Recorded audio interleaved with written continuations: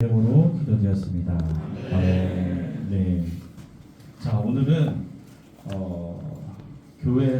교회가 어떻게 형성되어져 왔고 어떻게 분리되었는지에 대해서 뭐 가볍게 나눠보려고 하니까 여러분들 부담 가지지 마시고 시간은 조금 길 수 있어요. 왜냐하면 우리가 지금 2000년을 좀 한 번에 압축해서 설명드려야 되기 때문에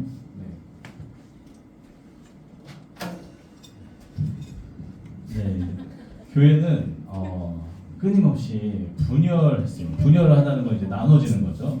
우리가 세포가 분열하듯이 이 교회에서 다른 교회로 이렇게 분열이 되는데 사실 현대에는 좀 안 좋은 걸로 보죠. 이제 교회들이 싸우고 헤어져서 다시 새로운 교파가 생기니까. 그러나 우리가 지금 보려고 하는 초대 교회부터 중세 시대 교회들은요, 끊임없이 과거를 돌아보고 이거는 하나님의 뜻에 맞지 않아 라고 얘기하면서 그곳으로부터 벗어나서 새롭게 하나님의 진리가 무엇인지에 대해서 탐구하고 노력하는 사람들이 새로운 교회를 만들어 나갔다는 것을 기억하면서 분열이 꼭 나쁜 것만은 아니다, 이렇게 여러분들 기억하시면 좋을 것 같습니다. 그래서 세포가 분열을 통해서 우리의 세포가 이제 죽고 또다시 생겨나고 분열하면서 우리가 성장하고 발전하는 것처럼 역사적으로 돌아보았을 때 교회도 분명히 분열을 통해서 발전하고 성장하고 있다라고 말할 수 있습니다. 자, 우리 예수님이 오셔서 예수님이 사역을 하시고 돌아가시고 난 다음에가 문제죠. 사람들은 그 전에는 이제 유대교라는 게 있었잖아요. 하나님을 믿는 사람들, 그 구약 성경을 믿는 사람들이 쭉 이렇게 그렇게 믿어왔는데 우리가 지금 쓰고 있는 기독교라는 말 자체가 그때는 없었어요. 그냥 하나님을 믿는 사람들이 그냥 유대인들이고 그걸 유대교라고 표현하는 거죠.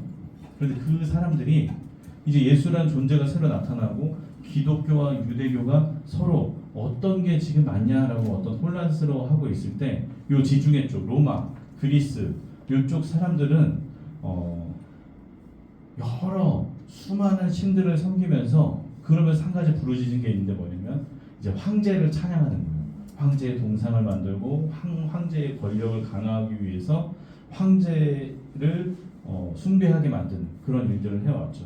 그런데 이제 기독교가 우리가 지금 말하고 있는 기독교가 이제 그런 종교들 틈에서 전도하고 씨를 뿌려서 이제 그 로마의 수많은 여러 다신교들을 제치고 로마에게 정식 종교로 인정받는 그때가 왔다는 거죠. 그게 이제 3세기, 4세기에 이제 기독교가 공인을 받았는데 그 첫 번째가 이제 콘스탄티누스 대제라는 사람이 있습니다. 콘스탄틴이라고 영화 많이 있잖아요.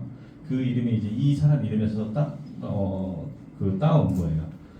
밀라노 칙령을 반포하고 이제 기독교를 공인해 줬습니다. 313년까지 로마의 박해를 막 받다가 이 황제가 예수를 믿고 그리스도교를 이제 나라에서 정식 종교를 인정해주고 이 사람이 무엇을 했냐면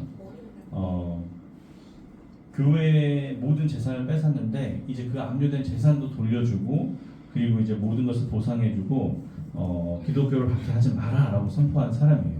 그래서 이때부터 이제 교회라는 이름이 정식으로 사용되게 됐죠. 그 전에는 교회라는 이름을 쓰지 않고 그냥 모임이죠, 모임. 그래서 바울이 이제 돌아다니면서 세운 교회들, 그냥 건물 교회를 얘기했는데 이제 정식으로 기독교라는 이 교단 자체를 인정하게 된 것입니다. 그래서 이제 이 콘스탄티누스 대제가 뭐냐면 원래는 이제 로마가 중심이었는데 이 사람이 터키, 지금 티르키예라고 부르는 터키의 이스탄불로 로마의 수도를 옮기게 됩니다. 그러니까 이제 이스탄불로 수도를 옮기면서 거기를 뭐라고 지었냐면 콘스탄티노플이라고 지었어요. 콘스탄티노폴리스라고 지어가지고 이제 자신의 이름을 딴 도시가 된 거죠. 그러니까 이제 후에는 비잔티움이라고 부르는 도시가 이스탄불이에요. 터키 공화국이 되면서 이스탄불로 이름을 바꿨는데 그 전에는 콘스탄티노폴리스라고 부르다가 비잔티움으로 부르다가 이제 이스탄불로 불리게 된 도시죠. 여기에 이제 나라를 세웠는데 보시면은 한번 볼까요? 요 콘스탄티노플 교회가 있어요. 다음 보시면은 성전을 엄청 아름답게 지어놨죠. 네. 그 당시에는 교회가 크고 교회가 잘 돼야 그 황제의 권위가 올라갔어요. 그래서 이제 이 사람들이 이제 자기가 믿는 신을 자기가 제대로 믿고 사람들도 제대로 믿게 만들어서 신심을 일으켜서 돈을 많이 내게 만들어야 큰 성전을 지을 수가 있었어요. 그러면서 자신의 권위도 올라갔죠. 이 동로마로 옮기면서 사람들이 갑자기, 우리도 그렇잖아요. 수도를 갑자기 옮긴다 그러면 이제 막 그 전에 살던 사람이 반발할 수 있잖아요. 그래서 서로마, 동로마 이렇게 두 가지로 이제 분리가 돼 가는 시점입니다. 그래서 이제 이 동로마는 우리가 수도에 있은, 동로마에 있는 교회는 우리가 수도에 지금 있으니까 우리가 정통 교회다, 정통인 교회다, 그래서 정교회라는 이름을 쓴 거예요. 우리가 이름을 듣고 있는 정교회라고 하는 게 무슨 이단 이런 게 아니라 우리는 동방의 정통 교회다. 동로마에 있는 교회를 동방 정교회라고 부르기 시작한 거죠. 그러면 서로마에 남아있던 교회, 즉 서로마에 원래 있던 교회를 뭐라고 부르냐면 이제 그냥 서로마 교회 이렇게 부르다가 이 사람들이 주장하는 게 뭐냐면, 다음 넘겨보시면, 네. 서로마는 이제 베드로가 죽고 없어요. 근데 그 교회의 제1대 교황이 베드로다라고 주장하는 거예요. 그렇기 때문에 베드로는 교회의 머리다. 그러니까 우리 교회가 모든 교회의 우두머리 교회고 가장 높은 위치에 있는 교회이기 때문에 우리를 보편적인 교회다라고 표현해서 카톨릭이라는 말을 쓰는 거예요. 카톨릭이라고 하는 말 뜻이 보편이라는 뜻이거든요. 그러니까 누구나가 우리 교회를 이제 따라야 한다는 어떤 그런 의미에 의해서 서로마는 우리가 보편이고 동로마는 우리가 정통이다라고 얘기하면서 둘이서 계속 서로가 옳다라고 싸우고 있는 거죠. 네. 카톨릭이라는 용어가 중요해요. 그래서 우리가 카톨릭 하는데 사실은 같은 그거죠. 그래서 우리가 구교라고 부르고 우리는 개신교라고 부르고 신교라고 부르는데 카톨릭과 우리가 이제 따르는 몇 가지 다른 부분이 있어요.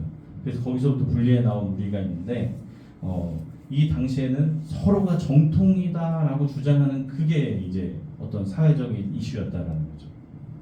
그러다가 380년에 테오도시우스 대제라는 사람이 있어요. 넘겨보시면 테오도시우스 대제는 이 사람이 좀 아팠어요. 이제 아팠는데 갑자기 아프고 난 다음에 사람들한테 니케아 신경을 이제 신봉해야 한다고 이제 칙령을 반포한 거예요. 데살로니가에서. 니케아 신경이 뭐냐면 한번 보시면 이 테오도시우스 대제가 아픈 다음에 이제 이 니케아 신경이 뭐냐면 325년에 니케아에서 모여서 사람들이 이제 회의를 해요. 막 이단도 많이 생기고 막 그러니까 어떤 게 정통이냐라고 얘기했을 때 이제 그때 이제 가장 주된 이슈가 삼위일체론을 어떻게 받아들이냐가 문제였거든요. 그래서 이제 어떤 사람들은 하나님의 아들, 그러니까 우리가 이제 생각할 때 아버지 아들 하면 아들은 나중에 생긴 거잖아요. 그러니까 이제 서열이 있다라고 생각하는 거죠.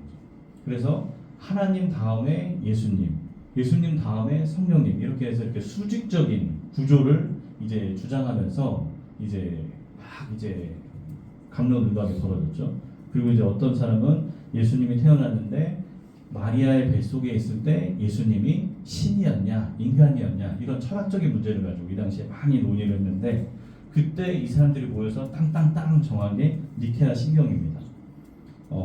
내용이 길어서 제가 나중에 카톡에 올려드릴게요. 여러분들 이거 보시면 사실 우리가 신앙 고백하고 있는 게 이 니케아 신경의 근간을 두고 그것을 고백하는 거예요. 여기에 뭐 있냐면 우리는 한 분 하나님, 유일하신 신 하나님을 믿는다. 그분은 전능하시고 이 천지를 창조하셨다. 여기에 이제 이제 이걸 따라야 한다는 거죠. 보이는 것, 보이지 않는 모든 것을 지었다. 우리는 또 한 분 예수 그리스도를 믿는다. 그러니까 하나님 한 분이고 예수 그리스도 한 분이신데 그분을 믿는다. 그분은 아버지로부터 나신 하나님의 독생자로서 빛으로부터 오신 빛이요 참 하나님으로부터 오신 참 하나님이다 라고 이렇게 고백해야 된다는 거죠. 그 다음에 또 이제 성령님에 대해서 우리는 주님이시고 생명의 부여자이신 성령님을 믿는다. 그분은 아버지로부터 나오시고 아버지와 아들과 더불어 동일한 예배와 영광을 받으시는 분이다.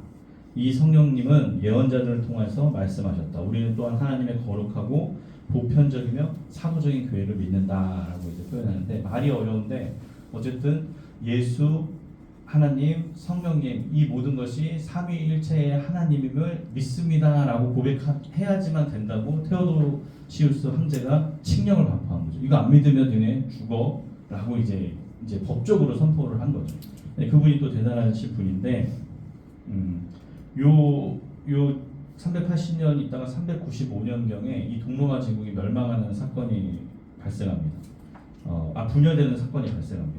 로마 카톨릭 교회가 자꾸 자기들이 으뜸이라고 얘기를 하니까 우리가 최고다, 베드로가 지금 교회가 최고다라고 얘기하니까 정교회에서 동방 정교회에서 이 사람들을 태클을 거는데 뭐라고 태클을 거냐면 이 당시에 무슨 얘기냐면 성상 숭배 금지령이 내렸어요. 그래서 성상이라고 하면 거룩한 형상을 그림이나 조각이나 뭐 이런 걸 그려가지고 이제 그것들을 이제 사람들이 그걸 보면서 이제 숭배를 했는데 이제 그게 우상 숭배다라고 동로마 교회에서 이제 막 태클을 걸은 거죠.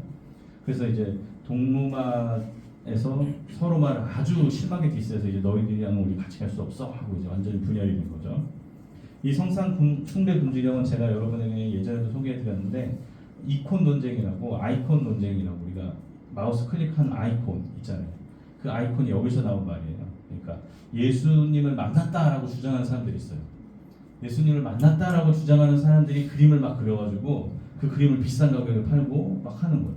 근데 여러 나라의 사람들이 있다 보니까 다 자기 나라 사람 모습으로 그리는 거예요. 예수님을 꿈속에서 만났다라고 얘기하는데 그러니까 이제 어떤 게 진짜 예수님의 형상인지 모호해지기 시작하고 막 그러니까 가짜가 난무하기 시작하고 질서가 어지러워지니까 성상 숭배 금지를 영을 동로마에서 내려가지고 이걸 믿는 사람들은 이단이다라고 얘기해서 정죄하기 시작했다는 거죠. 그래서 이제 서로 너네는 이제 정식 교회가 아니야. 서로만 교회는 파문시켜 이렇게 하고 이제 서로 이제 각자 파문해가지고 자기가 옳다라고 주장하는 그 일들이 더 강력해졌다는 거죠. 지금도 카톨릭 성당에 가면 베드로, 성모 마리아 상 이런 것들을 그걸 하는 것들을 이제 개신교에서는 이제 반대를 하죠. 이제 우상 숭배하는 것 같다라고 이렇게 말하는 거죠. 그래서 요 성상 숭배 금지령이 내린 이후부터 예술이 급작스럽게 발전합니다. 그 전에 모든 예술은 교회를 위해서 사용되어져 왔어요. 교회 디자인을 어떻게 이쁘게 할까? 또 예수님을 어떻게 아름답게 표현할까? 천사들을 어떻게 아름답게 그릴까? 그런 성스러운 그림 조각만 하다가 이제 요걸 못하게 하니까 사람들이 어떻게 하냐면 자연, 사람, 어떤 건물, 그 다음에 어떤 뭐 형이상학적인 추상적인 것들을 그리기 시작하면서 이제 예술적으로는 오히려 반대로 부흥하는 시기를 이때 맞게 된 거죠. 네. 결론적으로 성상 숭배 금지령은 예술 발전에 아주 큰 영향을 끼쳤지만 교회를 완전하게 분열시키는 어떤 가장 큰 요인으로 작용했다는 거죠. 서로 파문하고 서로 자신이 정통이라고 주장하다가 이제 문제는 제4차 십자군 전쟁 때 이제 이 동로마 제국이 공격을 받고 멸망하게 되는데 지금 아까 제가 얘기한 거는 300년대 얘기했지만 1200년대에 4차 십자군 전쟁이 일어나는데 여러분 이제 요거를 얘기할까 말까 하다가 요거를 알지 못하면 또 의미가 없으니까 십자군 전쟁에서 제가 잠깐 설명해 드릴게요. 십자군 전쟁은 가장 타락한 전쟁이다라고 표현하는 거예요. 제가 역사 시간을 배울 때는 기독교와 연관적으로 생각 안 하고 그냥 역사 시간에 배우니까 그냥 뭐 이렇게 했는데 사실 제가 기독교인이 된 후에 이걸 봤을 때는 굉장히 참 안타까운 일이죠. 이 전쟁은 예루살렘으로부터 시작됩니다. 예루살렘으로부터 시작되는데 문제는 유대교, 기독교, 이슬람교가 모두가 다 이 세계 3대 종교라고 하는 유대교, 기독교, 이슬람교가 모두가 다 예루살렘을 성지, 자기들의 성지라고 주장하는 거예요. 그래서 유대교는 솔로몬이 성전 건축을 한 이후에 우리의 조상 솔로몬이 여곳에 성전을 건축했다. 이 성전을 찾아가서 예배를 드리는 것이 우리에게 가장 큰 은혜다라고 생각하면서 유대교는 그 성전을 되게 중요시하게 생각했고요. 우리 기독교는 뭐예요? 예수님이 골고다 언덕을 올라가서 십자가에 죽으시고 부활하시고 승천하신 곳이 이 예루살렘이다 라고 얘기하는 거죠.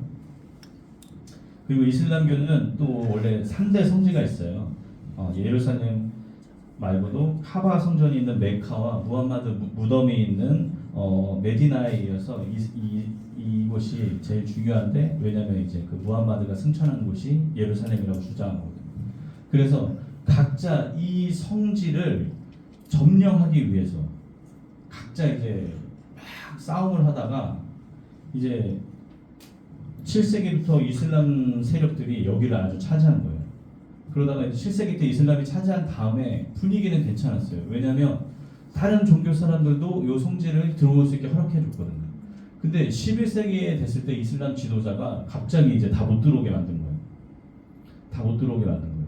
그러니까 지금의 터키 지역이 동로마라고 했으니까 터키 밑으로 쭉 내려오면 예루살렘이 있잖아요. 그 예루살렘을 못 가게 하니까 동로마 제국에서 이 이슬람과 싸워야 되는데 힘이 부족하니까 어떻게 해요? 자존심을 내려놓고 서로마 교회에다가, 카톨릭 교회에다가, 야 지금 저 동로마 저 야만 저 게르만 저 야만족들, 저 이슬람 야만족들이 지금 우리 이스라엘 성전을 차지하고 있는데 저거를 뺏어야 되지 않겠냐, 좀 도와달라라고 얘기했더니 이제 카톨릭에서는 그래, 야 이참에 도와주면서 저 동로마를 싹 쓸어버리고 이제 다 통일시키고 우리가 최고 정통이라고 주장해야 되겠다라고 생각을 한 거죠.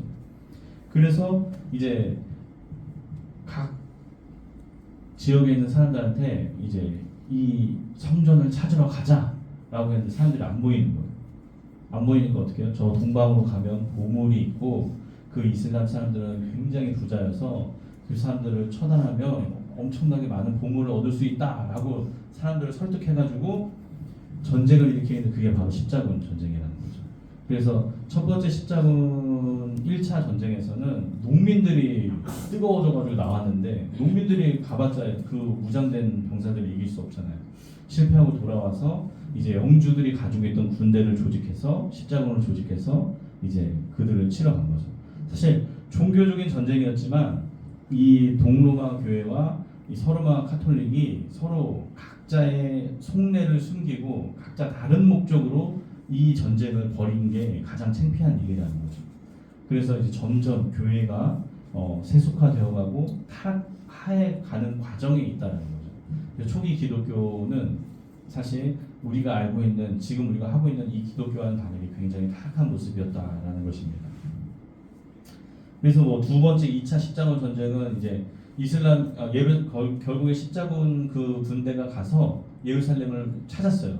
근데 또 이슬람이 또 병사들을 몰아와서 그걸 다시 뺏긴 거예요. 그래서 이제 교황이 다시 한번 우리 저 성지를 찾으러 갑시다 하고 불러 모아서 쳐들어갔는데 대패를 하고 물러나게 되죠. 그게 2차 십자군 전쟁이 실패고, 3차에는 굉장히 유명한 아주 명장 두 명이 만납니다. 이제 요 기독교 쪽에서는 누구냐면 이제 여러분들이 알고 있는 사자왕 리차드 1세, 영국의 왕이 십자군을 이끌고 가는 거죠. 이 사람은 지략도 있고 인덕도 있고 뭔가 이제 왕으로서 어떤 굉장히 유능한 엘리트였어요.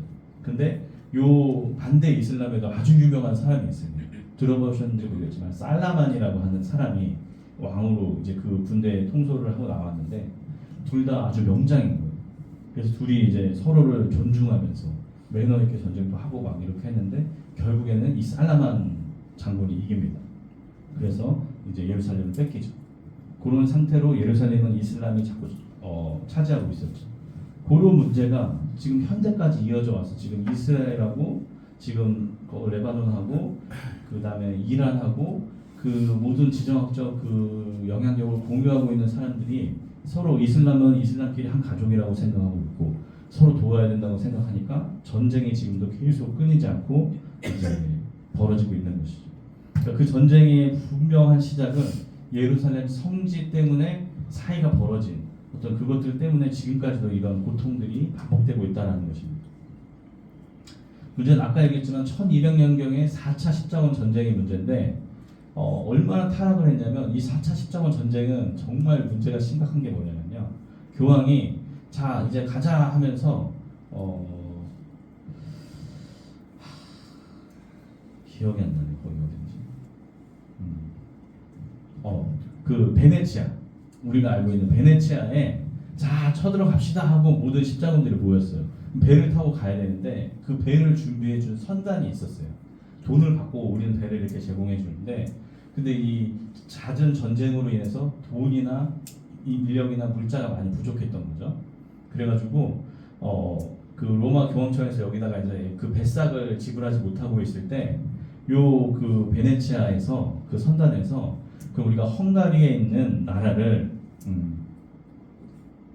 헝가리에 있는 도시를 우리가 지금 이제 사이가 안 좋은데 저 도시를 공격해 주면 요 배싹을 이제 안 받겠습니다 이렇게 한 거예요. 그래서 이제 십자군들이 어떻게 해요? 가긴 가야 되는데 돈도 없고 하니까 이 헝가리는 교황한테 하나님을 믿는다, 우리는 교황의 그 체제를 따른다라고 교황에게 이제 그 종속을 약속했던 나라인데, 이제 이 십자군들이 정신이 살짝 나가서 그 돈 때문에 자기 같은 기독교 국가인 그 나라를 쳐서 없애버린 거예요. 그 도시를 쳐서 아예 없애버린 거예요. 그러니까 이제 교황이 저 멀리서 나에게 헌신을 약속한 헝가리를 치다니 너네 십자군들은 다 끝났어. 그래서 4차 십자군을 파문시켜버립니다. 그러니까 이 십자군들이 모여서 이제 배를 타고 나왔는데 갈 데가 없으니까 어디로 가냐 하니까, 자 그럼 우리 동로마로 저 콘스탄티노플로 쳐들어갑시다 해가지고 그 성벽을 올라가서 다 불태우고 재물을 뺏고 거기를 그냥 초토화 시켜버린 거예요. 그래서 이제 동로마의 힘이 쫙 빠지면서 이제 쇠락의 길을 걷게 됐죠. 이렇게 4차 십자군 전쟁으로 인해서 요 말도 안 되는 십자군을 보시면 요 전거 보시면은 네. 저렇게 이제 방패에도 십자가를 붙이고 가슴에도 십자가를 붙이고 우린 하나님의 군대야, 예수님의 군대야라고 했지만 그들이 해온 일들은 너무나도 악랄한 짓을 했죠. 왜냐하면 이슬람 교도들은 보물을 뺏기지 않기 위해서 죽기 전에 보물을 삼킨대라고 누가 헛소문을 퍼뜨려가지고 사람을 죽이고 다 배를 갈라서 보물을 꺼내가려고 학살을 했다는 거예요. 그러니까 십자군 이름을 걸고 이런 나쁜 정말 만행들을 저질렀다는 거죠. 사실 이거는 뭐 전쟁이니까 이런 나쁜 일들을 저지르지만, 사실 인류가 역사 속에서 이 기독교인들이 많은 것들을 이제 살아내면서 문제는 저와 같은 일들을 수없이 많이 했다는 거예요. 기독교라는 이름으로, 하나님을 믿는다는 이름으로 십자가를 달고 세상에 해서는 안 될 짓들을 많이 했다는 거죠. 예전에 막 정치적인 것도 보면은 이제 막 교회 나가서 인사하면 표를 받으니까 교회를 믿지 않으면서도 예수님 믿는다고 하면서 이제 막 그런 것들, 그러니까 세속이 교회 안으로 들어오는 것을 교회가 막지 못했다는 거죠. 근데 지금 우리가 이런 것들을 보면서 깨달아야 할 것은, 사실 우리에게 필요한 것은 진짜 참 십자군이 필요하다는 거죠. 하나님을 위해서 싸울, 세상과 싸울 그런 용사가 필요하다는 거죠. 우리 한 명 한 명이 제대로 된 참 신앙을 가진 십자군이 돼서 예수님께서 보내신 곳에 가서 영적으로 싸우는 우리 모두가 되었으면 좋겠습니다. 아멘. 네. 이후로도 8차 십자군 전쟁까지 벌어집니다. 계속 1차, 2차 막 계속 야 모여야 된다, 돈 내라, 사람 모여라 막 하면서 보냈는데 번번이 실패하고 졌다는 거예요. 어떤 자신들의 정략적인 목적으로 이용한 교회와 교황들의 타락함이 드러나는 전쟁사였기 때문에 교회사 이 십자군 전쟁에 대해서 여러분들께 얘기를 드렸어요. 그 후에 1453년에 오스만 투르크, 이 투르크라는 게 굉장히 중요해요. 터키라고 우리가 항상 얘기했을 때 튀르키예라고 사람들은 얘기하거든요.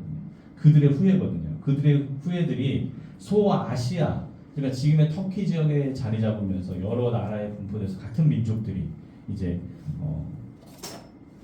패권을 잡고 오랫동안 그 권력을 이어오고 있었다는 거죠. 그 당시 최신 유행템 청동대포, 청동기 문명이 시작될 때 저 청동대포로 콘스탄티노플 성벽을 다 때려 부셔버립니다. 그러니까 속수무책으로 이제 콘스탄티노플은 이제 아예 없어져 버리죠. 근데 이제 그 저들이 들어와서 이제 여기를 이제 다른 나라로 이제 만들고 역사 속으로 사라지게 만들었죠. 근데 이제 콘스탄티노플이 없어지면서 거기에 있던 동방 정교회, 아까 얘기했던 동로마 교회가 애매해지게 된 거예요. 그래서 이들은 피해서 점점 피해서 지금의 러시아 땅까지 가서 정교회, 러시아에 가장 많이 분포되어 있는 정교회가 돼서 이제 그들도 예수 그리스도를 믿는다고 하는 어떤 교회이지만 다른 모습으로 그곳에 존재하고 있는 거죠. 정교회가 뭐 이단 뭐 그런 문제가 아니라 어쨌든 교회에서 파생된 다른 분파의 교회라는 것입니다. 이렇게 정교회가 희미해져 갈 때 서로마 카톨릭 교회는요 스스로 무너지고 있었어요. 왜냐하면 내부적으로 너무 부패했기 때문에 스스로 자멸의 길을 가고 있었는데 십자군 전쟁에서 보았듯이 정말 이제 너무 썩을 대로 썩어가지고 스스로 무너지는 거죠. 그렇게 이제 종교 개혁의 바람이 불고 있는 거예요. 우리가 가장 역사 속에서 이제 깊게 주목해서 봐야 될 부분이 바로 종교 개혁 부분입니다. 자, 누가 먼저 어디서 시작하냐 그것이 문제였어요. 왜냐하면 모두가 다 교회가 썩었다는 걸 알고 있었어요. 그러면 누구 하나 땅 일어나서 교회를 바꾸자, 개혁하자 이렇게 막 외쳐야 되는데 아무도 그 권위가 너무 세기 때문에 이야기를 꺼내지 못하고 있었죠. 그때 1517년 마르틴 루터 그로부터 시작되었습니다. 10월 30 그가 95개조 반박문이라는 것을 자신이 신호하던 위텐베르크 교회 문에다가 붙이기 시작했죠. 당시 그 서로마 카톨릭은요 성 베드로 기념 성당을 짓고 있었어요. 성 베드로 성당을 짓는데 돈도 필요하고 사람도 필요하고 물자가 필요하잖아요. 그래서 뭘 팔았냐면 애초에 면벌부라는 걸 팔았어요. 너희들 죄지었지 교회를 위해 헌신해서 요것들을 사면 너희들 벌을 면할 수 있어라고 얘기를 했어요. 그래서 사람들이 그 죄책감 갖고 있는 사람들이 교회에다 헌금을 내고 면벌부를 받고 이제 안심을 했다는 거죠. 근데 신앙적으로 거기서 끝났으면 괜찮은데 죄를 막 지어버리고 나 죄 지었으니까 가서 성당에 가서 면벌부를 사지. 그러니까 돈 있는 사람들이 타락하는 거죠. 그렇게 하다가 교황이 결국 돈이 그래도 모자라니까 어떻게 해요? 이제 면죄부라는 걸 팔기 시작하는 거예요. 요걸 사면 너희들 구원받을 수 있어. 교회를 위해서 여기에 너희들 재물을 주고 이걸 사면 너희들 이거 한 방으로 구원을 받을 수 있어 라고 하면서 그 정도까지 타락했다는 거죠. 그 타락한 사람들에게 이제 루터가 이렇게 얘기하는 거죠. 면죄부가 아니라 믿음으로서만 구원받을 수 있다 라고 본질을 다시 선포한 거예요. 그리고 그 당시에는 이제 카톨릭 전통 그동안 해온 것만이 옳다라고 주장했었는데 그 해온 전통보다 성경 속에서 말하는 것이 참 진리다라고 선포를 했다는 거죠. 그리고 이제 카톨릭 제사장이 너무 권위를 갖고 그가 하는 잘못된 말도 사람들이 쫓아가다 보니까 그게 아니라 말씀을 통해서 하나님의 계시를 깨달은 어떤 각자의 사람들도 각자가 만인이 제사장이다라는 만인 제사장론을 처음으로 이야기한 거죠. 당시에는 엄청 파격적인 일이어서 이제 모든 사람들이 루터를 이제 교회에서 이제 로마 카톨릭 교회에서는 루터를 이제 눈에 가시를 여기고 안 좋게 보기 시작했죠. 95가지 항목에 대해서 교회가 잘못됐다라고 이렇게 교회 앞에다가 아까 보여줬나요? 요 교회 문에 지금 잘 안 보이지만 빼곡하게 이제 저게 있어요. 저기다 막 다 그걸 붙인 거예요. 교회 너네는 썩었어. 너네는 이게 문제야. 그러면서 1번부터 막 면죄부를 하는 건 잘못이야. 막 이런 것들을 막 다 적었다는 거죠. 그러면서 이제 저거를 이제 교회에다 적으면서 개혁을 하고자 했죠. 사실 루터는 개혁을 하고자 했던 거지 새로운 종파나 새로운 교회를 만들려고 한 게 아니에요. 카톨릭 썩었으니까 우리 이제 새로 하십시다. 다시 한번 말씀으로 새롭게 됩시다 라고 주장한 거지 새로운 종파를 만들려고 하지 않았는데 1521년 그러니까 한 4년 만에 로마 카톨릭 교회에서 이제 축출당하게 돼요. 파문당하게 된다는 거죠. 거기까지는 괜찮은데 얘가 계속 하고 다니니까 8년 뒤에 1529년 슈파이어 회의에서 루터에 대한 그냥 그동안의 목사였고 기독교인이기 때문에 그냥 얘가 이상한 거지 하고 관용을 베풀었던 모든 관용을 이제 철폐하겠다. 너가 다시 한번 안 좋은 소리를 하면 너를 처형하겠다라고 이제 심각하게 협박을 한 거죠. 그러다 보니까 루터가 어떻게 해요? 저항하게 되죠. 저항. 그래서 우리가 지금 얘기하는 개신교가 생겨납니다. 그러니까 그때까지는 카톨릭 교회, 동로마 교회에 있다가 동로마 교회가 무너지고 콘스탄티노플 교회가 무너지고 로마 교황청이 있는 로마 카톨릭 교회가 있었는데 이제부터는 개신교라는 이게 나타난 거죠. 한번 넘겨볼까요? 저항하다. 프로테스트 테스트. 네. 프로는 뭐뭐에 찬성하다라는 거고 테스트는 시험 그런 거잖아요. 그러니까 이제 새로워지는 것에 찬성하는 어떤 저항하는 사람. 그러니까 잘못된 거에 대해서 새롭게 되려고 저항하다라는 것을 이제 프로테스탄트 이제 저항하는 사람들을 개신교라고 표현하는 거죠. 개는 무슨 개신교는 뭐냐면요. 새로운 신이고 개는 돌이킬 개. 우리가 회개하다 할 때 회개 있잖아요. 개가 천선하다 할 때 개자 있잖아요. 그러니까 개신교, 새롭게 돌아간다라는 뜻의 개신교가 생겨난 거죠. 이 저항운동이 확산되어서 프로테스탄트라는 개신교라는 불리는 우리가 생겨났죠. 우리는 여러분들이 아시는지 모르겠죠. 우리는 저항하는 사람입니다. 뭐냐면 잘못된 어떤 교회의 전통이나 관습이나 어떤 그런 것들로부터 저항해서 새롭게 하나님의 방식, 옳은 방식을 쫓아나가는 사람들, 우리는 프로테스탄트라고 부르는 거죠. 그러다가 결국 시간이 흐르고 대중의 지지를 받던 루터 교회가 카톨릭의 어떤 인정을 받게 되었습니다.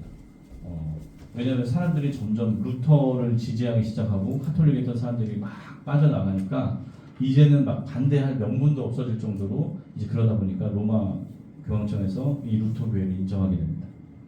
이렇게 루터가 도화선이 되었고 이제 스위스의 쯔빙글리라는 사람이 있었어요. 이제 스위스의 쯔빙글리라는 사람이 이 루터와 나이 차이는 별로 나지 않는데 루터가 시작한 그 바톤을 이어받아서 스위스 취리히에서 이 종교 개혁을 이어가고 있었다는 거죠.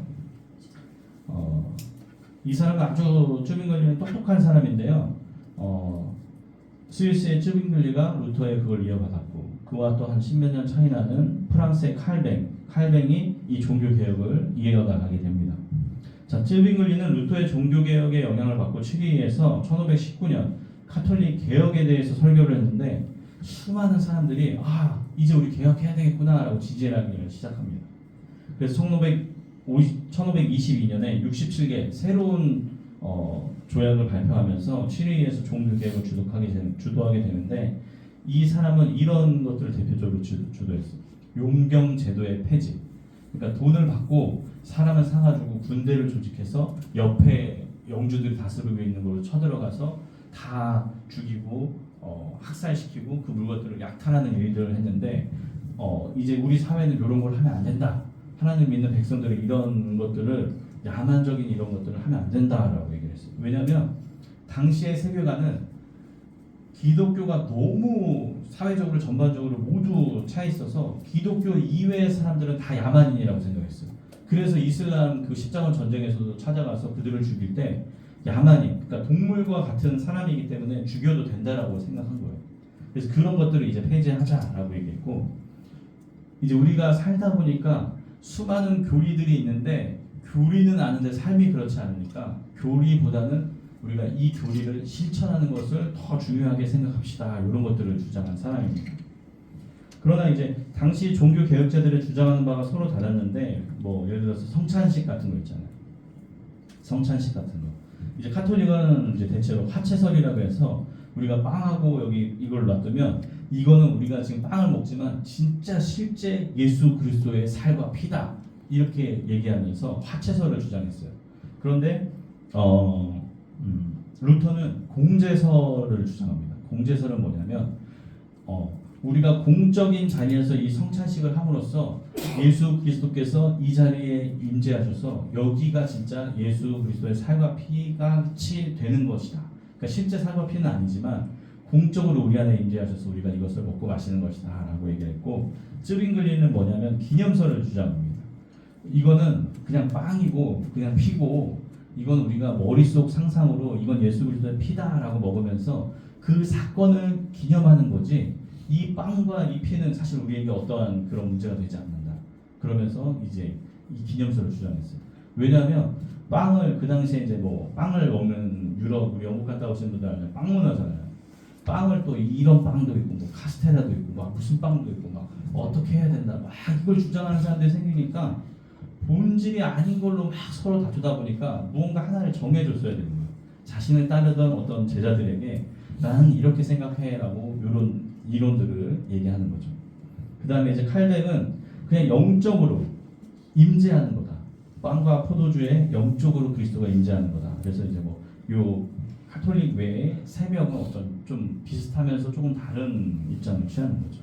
사실 교회들이 요 문제를 가지고 많이 고민을 하고 서로 싸우고 있습니다. 그러나 저 개인적인 입장, 우리 교회의 입장은 뭐 공론화 시켜서 정한 적이 없지만 지금 이제 장로교 대부분의 어떤 시류가 요 기념설, 그러니까 우리가 이제 나를 기념하라 하신 그 예수 그리스도 명령을 쫓아서 우리가 이것들을 기념하고 있다라고 얘기하는 거죠. 그래서 빵, 뭐 카스테라 준비하는, 바게트를 준비하는 그건 의미가 없다. 뭐 이런 어떤 시류로 흘러가고 있는 거죠.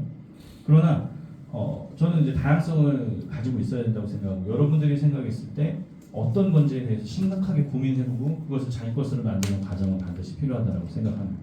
성찬식에 대해서 이런 어떤 서로 다른 의견들을 공유했고요. 또 하나 이제 유아 세례에 대해서도 다른 입장을 얘기했어요. 당시 이제 수명이 짧고 태어나자마자 어떤 돌림병이나 이런 것도 죽는 아이들이 너무 많았거든요. 그래서 그 아이들은 천국에 어떻게 가냐라고 얘기하면서 사람들이 이제 유아 세례를 요구를 했다는 거죠. 어릴 때라도 이제 부모가 믿음을 따라서 이제 아이에게 세례를 주고 그 아이는 구원을 받았다라는 어떤 그런 확신을 주기 위해서 유아 세례가 생겼는데, 이들을 반대하는 사람들이 생겨났다는 거죠. 쯔빙글리는 스위스에서 굉장히 신학적으로도 영향력이 있었지만 정치적으로도 영향력이 있는 사람이었어요. 그래서 이 사람이 왜 그랬는지 모르겠는데 갑자기 그 취리 시내에 사는 사람들에게 아이가 태어나면 8일 만에 세례를 줘야 된다라고 선포를 한 거예요. 그러니까 이제 요 이야기가 도화선이 돼가지고 어떤 사람들이 반대를 하는 거예요. 왜? 우리가 구원은 어떻게 해요? 예수 그리스도를 믿는 것을 시인하고 입으로 고백하면서 우리가 구원에 이른다라고 얘기를 했는데, 어린아이는 예수 그리스도를 이성적으로 믿고 고백할 수가 없는데 그 아이가 어떻게 구원이 있냐 하니까 사람들이 이제 이 아이가 구원을 못 받으면 어떡하나 막 이제 의견을 싸우다가 갑자기 쯔빙글리가 8일 만에 다 세례를 받으라고 하니까 이제 이 사람들이 들고 일어난 거죠. 그래서 쯔빙글리가 약간 정치적으로 사람들을 그렇게 하기 위해서 세례를 이용했는데, 그 반대하는 사람들이 1525년에 일어나서 벌인 운동이 바로 재세례파 운동입니다. 재세례파, 다시 세례를 받아야 한다. 유아 세례만으로는 부족하다. 그래서 우리가 어른이 되고 어떤 생각을 할 수 있을 때, 이성적일 때 예수 그리스도에 대한 믿음을 고백하고 그 이후에 세례를 받아야 된다라고 주장하면서 재세례파가 등장했고, 이들이 주장한 것은 종교와 정치를 무조건 엄격하게 분리해야 된다. 그렇지 않으니까 어떻게 해요? 세례를 8일 만에 베풀라는 어떤 그런 일들을 이제 막 선포를 하게 되니까 그걸 분리해야 된다. 그리고 이 재세례파는 또한 함께 공동체 생활을 해야 된다. 흔들리지 않기 위해서, 서로 잡아주기 위해서 공동체 생활을 해야 한다는 주장이죠. 이 쯔빙글리는 그래서 이제 그런 식으로 어떻든 이렇게 왔다 갔다 하면서 종교개혁을 이끌어 가다가 47세의 나이에 로마 카톨릭 교회와 무력 전쟁 중에 전사하게 됩니다. 너무 일찍 젊은 나이에 죽었죠. 그래서 이 쯔빙글리의 스위스의 종교 개혁을 칼뱅이 이어받게 됩니다. 칼뱅은 장 칼뱅이라는 사람은 프랑스 사람인데 프랑스에서 종교 개혁을 막 외치고 있었어요. 막 외치다 보니까 로마 교황청에서 쟤는 싹을 잘라야 되겠다 해가지고 이제 핍박을 가하기 시작할 무렵 나는 그럼 이제 스위스로 도망가야 되겠다. 스위스로 이제 넘어가서 스위스 제네바에서 이제 그 종교개혁, 루터의 종교개혁과 쯔빙글리의 종교개혁을 이어받아서 이제 함께 종교개혁 목소리를 내고 있었죠. 이 칼뱅의 주장은 첫 번째가 하나님의 절대 주권을 인정한다는 거죠. 이 세상 모든 만물은 하나님이 창조하셨고 하나님이 다스리는 거고 이 모든 것들은 하나님이 다 주관하시는 거다. 심지어 우리가 막 하찮게 생각하는 모든 것도 다 하나님의 법칙 안에 들어있다 라고 하나님 절대 주권을 인정해야 된다고 얘기했고요. 구원 예정론을 얘기했어요. 구원받을 사람을 하나님께서 다 정해놓으셨다. 그러니까 이제 우리가 빨리 그 구원받을 사람들을 찾아서 빨리 구원을 이루어서 이제 일꾼이 되어야 한다라고 얘기하고, 세 번째가 이제 이 사람의 특이한 주장인데 직업 소명서를 주장했죠. 요 이야기가 지금 현대까지도 이어져 오고 있죠. 직업 소명서이 뭐냐면 직업에 귀천이 없고 모든 직업은 다 하나님께로부터 왔다라고 얘기하는데 사실 이것도 정치적인 이유가 뭐냐면 당시 상공업들이 이제 발전하고 막 이렇게 대량 자본주의 산업이 발전하려고 하는 꿈틀꿈틀하는 시기에 이제 그 전부터 우리 성경책 보면은 삭개오를 막 무시하잖아요. 왜냐하면 돈을 만지는 사람을 무시하는 거예요. 돈은 천박한 거라고 생각하는 거예요. 돈 금융업에 종사하는 사람들. 우리 지난번에 우리 그 터키 그 칭찬받는 교회 얘기하면서 얘기했잖아요. 동서양 무역의 중간에 있는 곳이기 때문에 환전하는 이런 것들이 발전되어 있는데 그래서 이제 그런 사람들의 지지를 받는 거죠. 상공업에 종사하는 사람들의 지지를 받고 그 다음에 이제 금융업에 종사하는 사람들의 지지를 받았는데 그 사람들이 이제 하나님이 우리를 축복하신대 라고 얘기하면서 신앙심이 생겨나는 계기가 됐고 또 그들이 또 교회에 헌신함으로써 교회가 발전하는 계기가 됐고 그로 인해서 또 자본주의가 이제 막 발전하는 거죠. 왜냐하면 직업을 천하다고 생각해서 그 직업을 막 이제 머리에 했는데 괜찮대. 저도 하나님이 축복하신대 라고 얘기하니까 이제 그 직업 속으로 이제 사람들이 막 흘러간 거죠. 근데 여러분들이 이제 한 가지 고민해야 될 거는 물론 직업에는 귀천이 없습니다. 그러나 우리가 그 브레이크가 없이 막 어떤 직업을 선택할 것이 아니라 사실 우리가 따져야 될 어떤 그 직업이 있습니다. 첫째는 하나님을 거역하지 않는 직업이어야지만 한다는 거죠. 하나님을 버리거나 하나님을 잃어버리는 그런 직업이 아니어야 한다는 것이 뭐 범죄에 가담한다든지 어떤 불법적인 일을 한다든지 뭐 그런 직업은 사실 귀천이 없다 여기에 해당되지 않는 거예요. 우리가 어떤 일을 함으로써 하나님께 영광을 돌릴 수 있는 일만이 귀천이 없는 거지 그렇지 않은 일 그럼 귀천이 없으니까 내가 아무 일이나 다 해도 되겠네 이게 아니라는 것입니다. 아까 이제 뭐 신학자마다 의견이 다르다고 했는데 결국에 또 중요한 문제가 하나 있었어요. 삼위일체에 대해서 아까 얘기했듯이 이제 뭐 다르지만 뭐 이제 구원에 대해서도 달랐어요. 이제 천주교 카톨릭에 가는 이제 연옥이라는 이론이 있어요. 연옥은 뭐냐면 이제 우리가 죽은 다음에 잠시 잠깐 들려서 그곳에서 뭔가 다시 한번 기회를 얻는 그 공간이 있다라는 거예요. 그래서 그 공간에서 뭐 예를 들어서 살아있는 사람이 어떤 기도를 해주고 뭐 이렇게 해주면 아무리 죄인이라도 구원을 받을 수 있거나 어떤 하나님께서 용서하실 수 있는 어떤 기회를 주는 장소가 있다라고 얘기하면서 이제 우리가 믿고 있는 구원과는 다른 거죠. 여러분 구원은 절대 그런 게 아닙니다. 개신교에서 말하는 우리 지금 교회에서 말하는 구원은요 예수 그리스도를 믿는다라는 확신을 가지고 그것을 입으로 고백하는 사람만이 구원을 받을 수 있다는 거예요. 예수 그리스도가 나의 주인입니다라고 고백하는 사람만이 구원을 얻을 수 있는 거예요. 그러니까 다시 말해서 그 연옥 제도가 왜 있었냐면 그 어린 아이들이 많이 죽으니까 그 아이들은 아직 경험도 못하고 복음도 못 들었으니까 그런 사람들을 위해서 그런 이론이 생겨났다라고 뭐 개인적으로 생각하지만 사실 그런 문제는 사실 정말 이단이라고 말할 수 있는 거죠. 그것 때문에 어떤 문제들이 생겨났냐면 사람들이 막 죽은 사람을 위해서 기도하는 거예요. 돈을 내면서 교회에 헌신하면서 막 그 사람 천국 가게 해주세요라고 기도하는데 사실 그 문제는 기독교에서는 있을 수 없는 일이라는 거죠. 자, 그럼 이제 우리가 세 명 얘기했죠. 루터 얘기했고, 쯔빙글리 얘기했고, 이제 칼뱅을 얘기했어요. 스위스에서 일어난 일들이에요. 그럼 이제 마지막으로 한번 영국으로 가보겠습니다. 영국의 종교 개혁은요, 이 존 위클리프라는 사람이 있어요.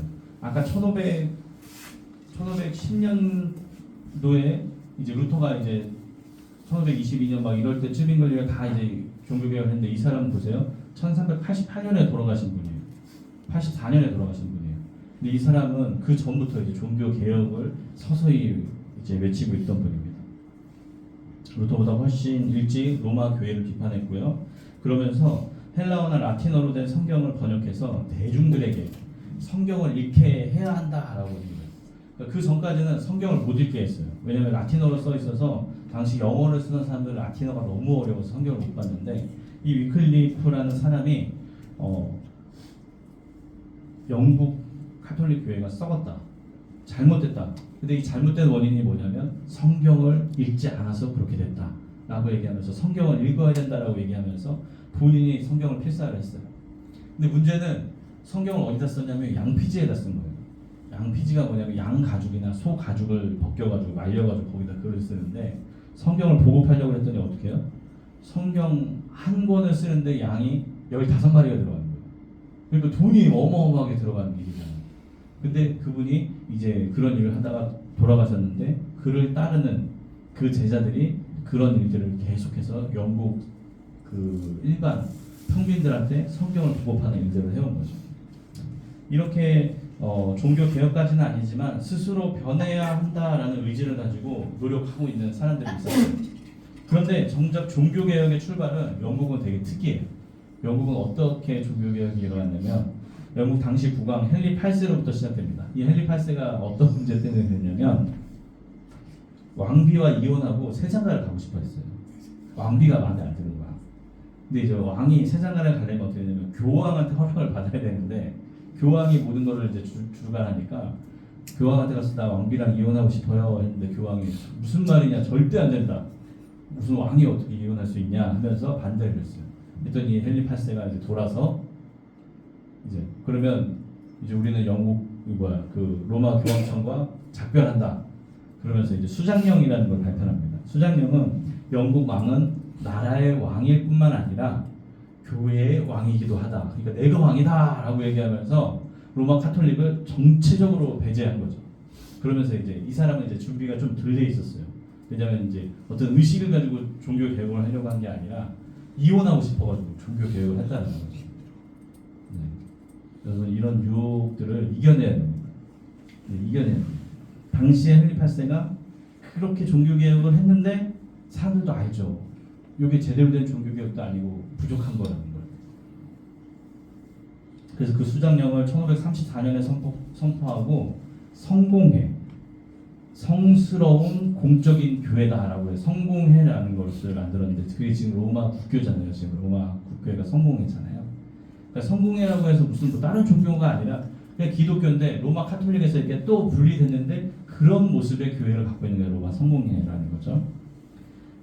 카톨릭으로부터 독립했지만 내용이나 형식에 있어서 독립을 하지 못했습니다.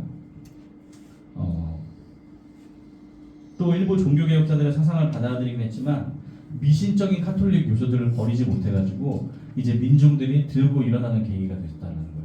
뭐냐면 이제 보시면 로마 그 성당에 가면 죽은 뭐 예를 들어서 베드로의 시체를 딱 놓고 막 그걸 보면서 막 이제 하는 게 아까 이콘 논쟁이랑 똑같은 거죠.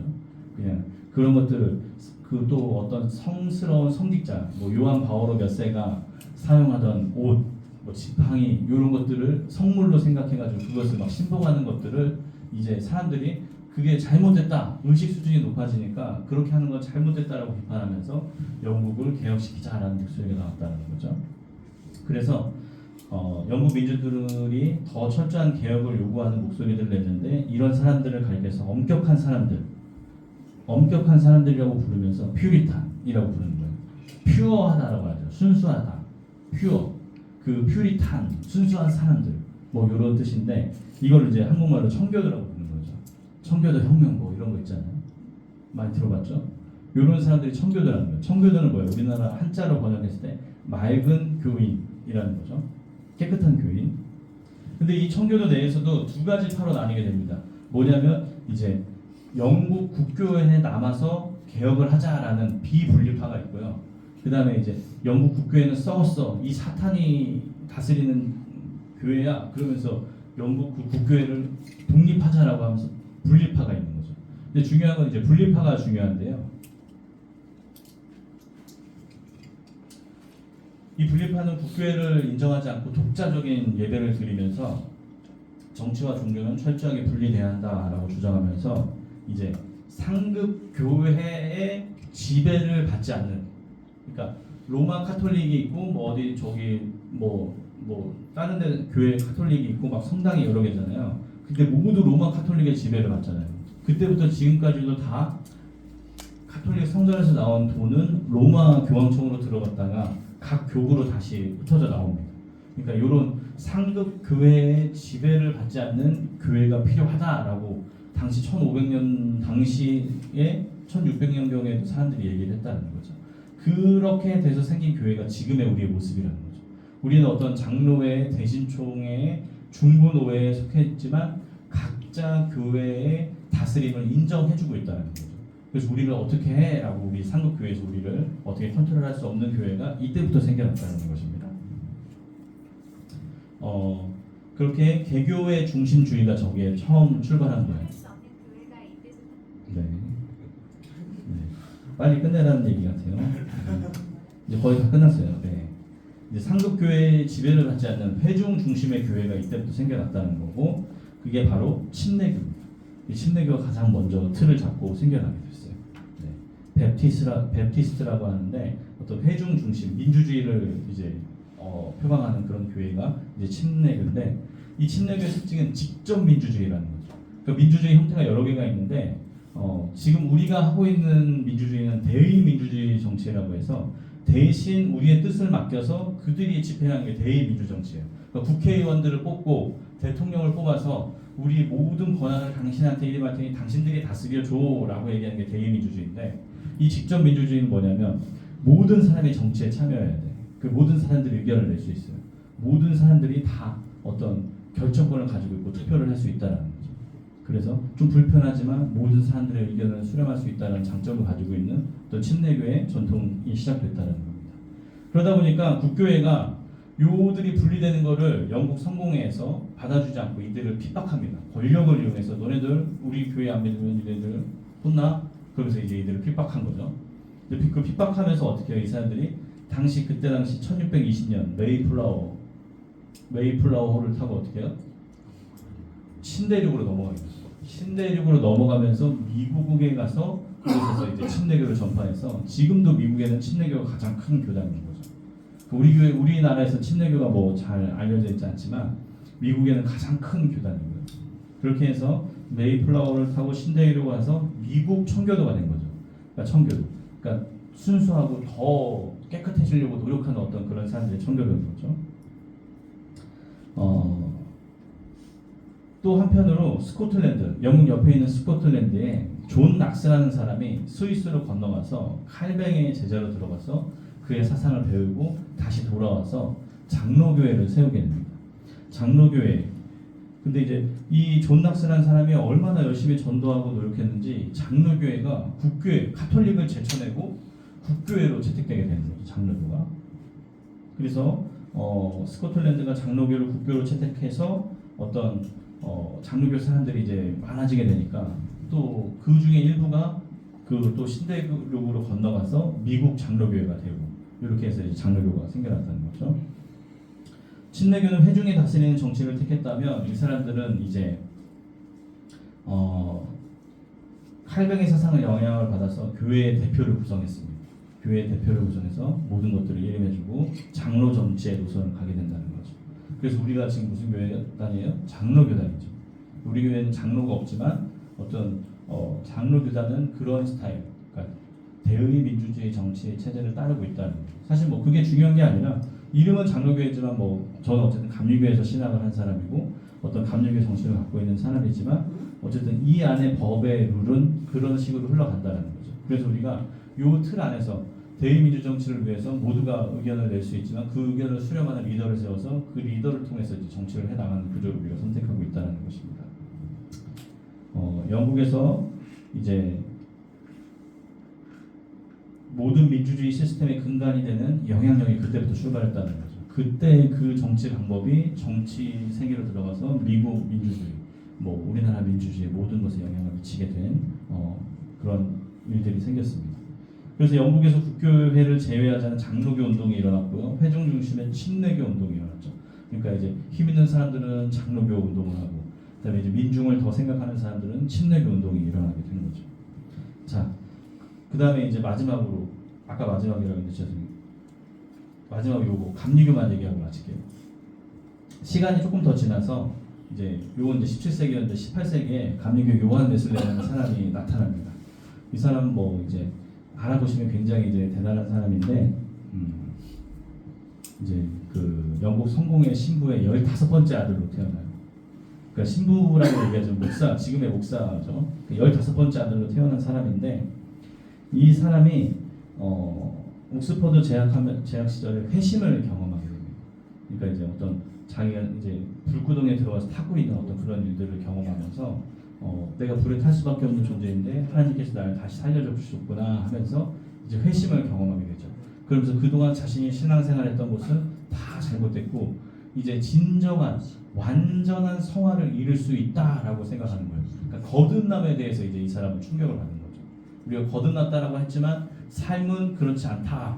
그렇게 살지 못하는 것에 대해서 계속 자복하고 막 이제 힘들어하는 모습 속에 살았는데 진짜 완전 이런 체험들을 하고 난 다음에 자기가 완전 거듭났다라고 고백하면서 이제 완전 성화를 강조하는 그런 사람이 됐습니다.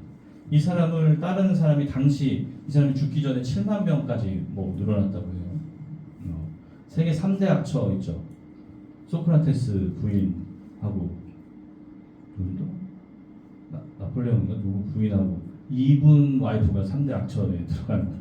왜냐면 맨날 성경책 들고 나가서 선교하러 다니니까 들어오면 혼내고 바가지 긁고 막 한다고 그래서 이제 이분이 들어가지 않고 밖에 설교하고 다녀서 위대한 설교가 됐다 뭐 이런 농담 삼아 하는 얘기도 있습니다. 이 사람은요 일종의 원칙주의자였어요. 메소드 연계 들어봤죠. 감리교가 메소디스트예요. 그러니까 그 메소드가 뭐예요? 일상생활의 일들을 실제인 것처럼 보여주는 것을 메소드 연계라고 하는데 메소디스트라고 하는 감리교인들은 뭐냐면 원칙주의자.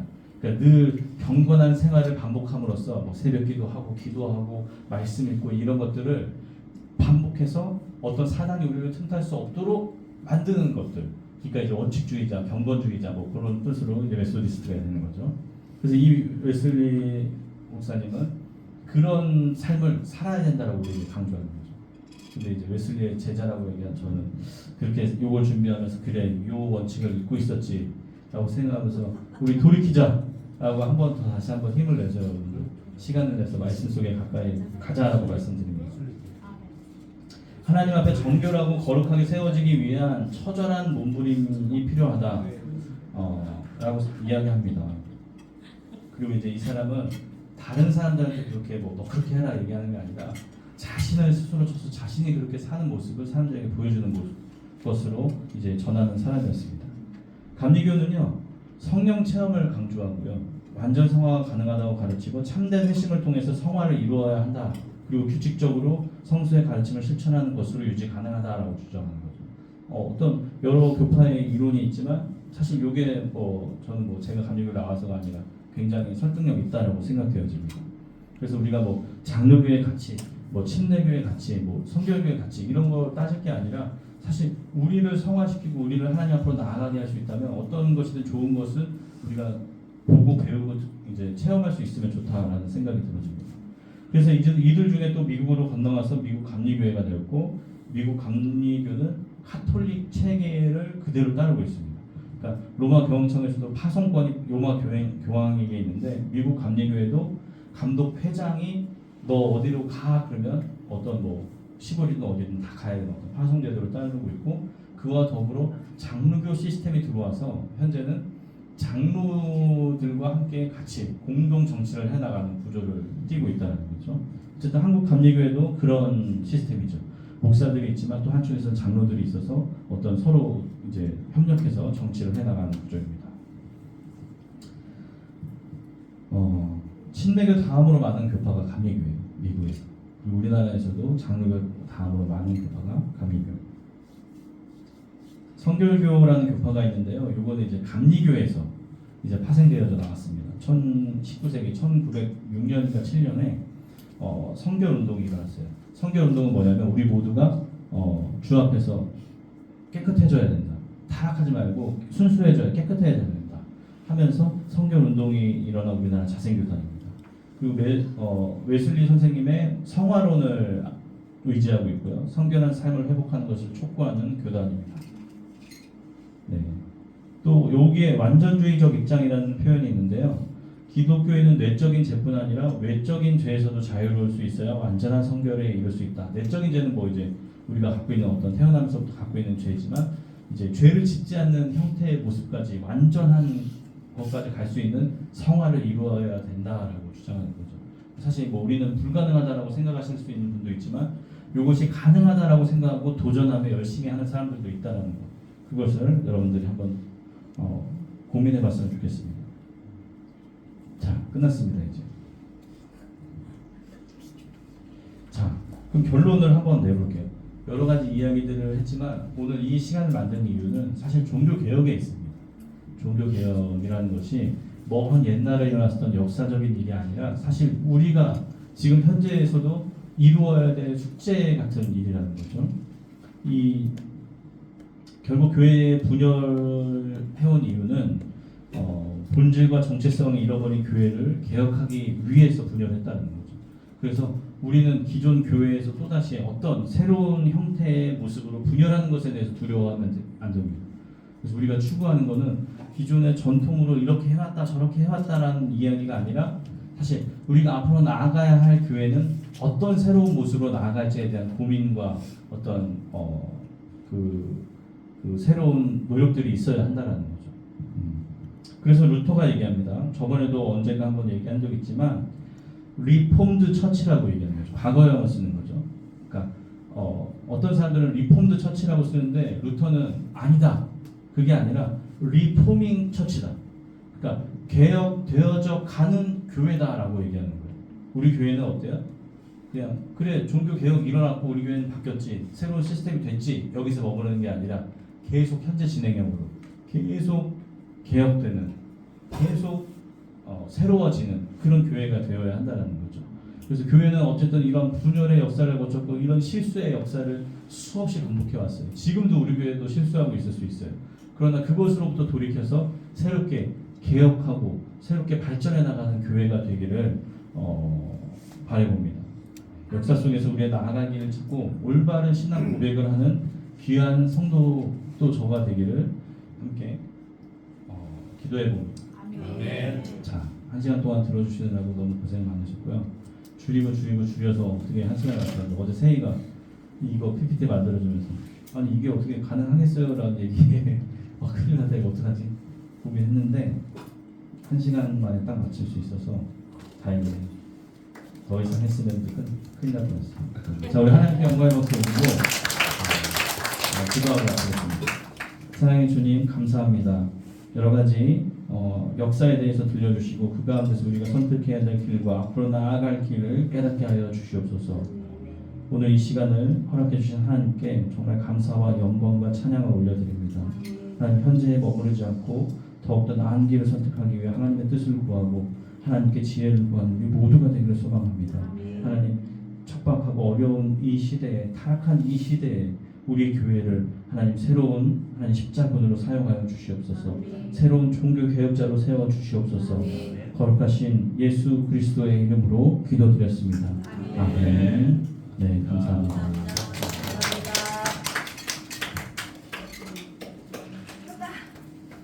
자, 그럼 이제